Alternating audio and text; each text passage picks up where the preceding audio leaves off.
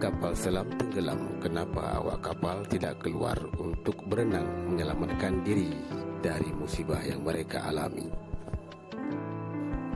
Hal pertama yang harus diketahui adalah kapal selam tidak memiliki pintu emergensi yang bisa dibuka dengan leluasa, beda dengan kapal terbang.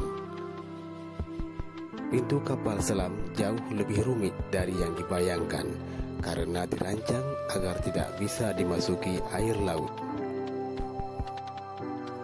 Untuk penggantinya, ada kompartemen penyelamat di mana bagian tersebut tidak bisa dimasuki air karena memiliki sistem isolasi, walau bagian lain kapal selam telah bocor. Dalam kompartemen tersebutlah awak kapal dapat menyelamatkan diri mereka. Namun, kesempatan mereka untuk tetap selamat juga bergantung pada kedalaman air tempat kapal selam tersebut berada. Jika kapal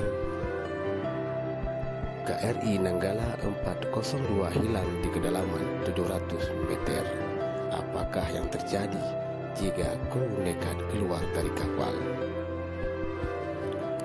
Jika awak kapal membuka pintu kapal selam pada kedalaman tersebut, air akan memasuki kapal dengan sangat cepat dan membanjiri kapal dalam hitungan menit atau detik. Dalam kedalaman rendah, awak kapal mungkin masih bisa menahan air yang masuk dan mencoba berenang keluar. Namun di kedalaman 700 meter, kondisi air tidak seperti yang dirasakan di kolam renang. Karena berenang dalam air laut di kedalaman 700 meter adalah hal yang tidak mungkin bagi manusia. Tentunya manusia sangat sulit untuk bertahan di kedalaman 700 meter di dalam air. Dalam hal ini kita bisa menyimpulkan bahwa penyelamatan eksternal atau bantuan tim penyelamat adalah jalan keluar paling baik untuk menyelamatkan awak kapal KRI Nanggala 402 yang hilang.